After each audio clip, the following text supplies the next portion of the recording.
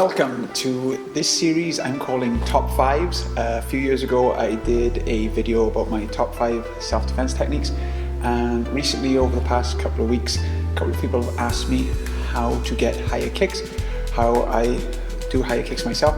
So I thought I'd give my top 5 or 5 bits of advice to help you with higher kicks. Now I will explain that I'm not the best kicker in the world, I don't kick the highest, but I am someone who, when I started martial arts, was incredibly unflexible and not a very good kicker, and it's something I've worked on over the years. And I actually think, even though I'm a bit older now, my kicking is better than when I was younger. So I wanted to share these tips with you. If you like them, great. If you don't like them, that's fantastic. If you have tips of your own, please leave them in the comments. What I'm going to do in the video description below is link you to longer videos and some other videos that can be longer to help you with your kicking techniques. To start off, my number 1 advice is to start adding a yoga practice into your training. And this doesn't specifically mean yoga, but when I started, a lot of the stretches were done to see how far you can stretch and push yourself. A lot of partner stretching, a lot of quite extreme stretching, and that isn't actually good for your body all the time.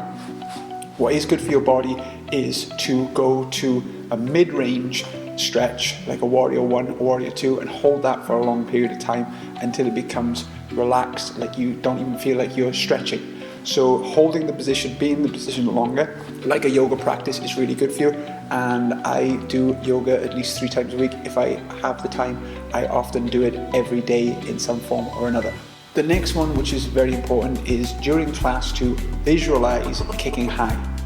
What do I mean by that? I mean that sometimes when you're in line work or doing drills, you are not actually kicking your highest. You are kicking at a range where you go, this is comfortable. When I was always kicking in class, I would always look up at a high point in the room and kick towards that point. And you could be against a wall, or if you're target kicking or kicking towards your partner. In class, you are always doing your highest kicks, so your body gets used to that dexterity, that way of going through the range of motion and making the kicks as big as possible. Things like making your hook kick as big a circle as possible. With your side kick, you hold it out maybe for half a second or a second before you pull it back, and all these things can help you visualize doing the kicks to the full range of motion every time, instead of kicking center height or like not the 50% of your highest most of the time, and then every once in a while doing a high kick, and you find it very difficult. Number 3 is something I've got into over the past sort of 6 or 7 years, and that's loaded mobility, and that is treating my stretching like weight training. So again, you don't have to do it with a weight, but a light weight or a weight that you're comfortable with, to go through a set of 10 motions. So for example, like 10 sumo squats or 10 lunges or 10 forward folds with a weight, and maybe doing 3 sets of 10. And I wouldn't do this every day, but 2 or 3 times a week you could do this kind of training where you're making your end range muscles, like the hamstrings, the quads, the calves, the hip flexors, the adductors, being strong at their maximum range. Because so when you kick, it's not weak, you're not likely to pull a muscle. And I have seen a huge benefit over the last 6 years with my kicking. I feel a lot stronger and I have a lot less injuries. 4th tip is, sometimes with flexibility, with training, we don't tend to measure our training. So one of the things that I've always helped me is kicking a bob or a wave rider or something that has levels. Now if you don't have this, you can make marks on the wall or ask your person holding the pad or paddles for you to hold it higher at different levels.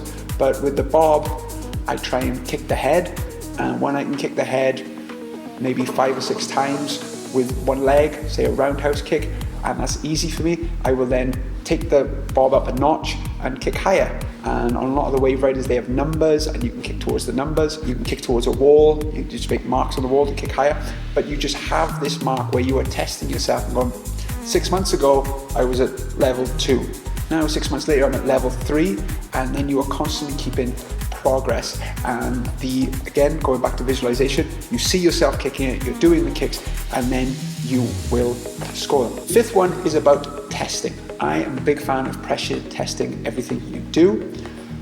You might be able to kick high in a vacuum, you might be able to kick high against the wall, but can you do it, for example, in free sparring? So this is where we test it out and go, this kick that I want to work on, let's keep it simple and say roundhouse, I want to be able to kick towards the head.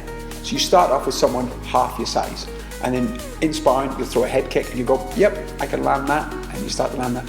And then there's someone your own size, and you then go and land that head kick. You go, wow, I can kick to my head height in free sparring, in the actual pressure test. And then eventually, the goal is that you can kick someone taller than you in free sparring. I would always be sparring and I'd be up against a very tall person, and one of the first things I try and do is land a head kick to see if I could do it. And oftentimes the person was so tall, they didn't think that that could happen.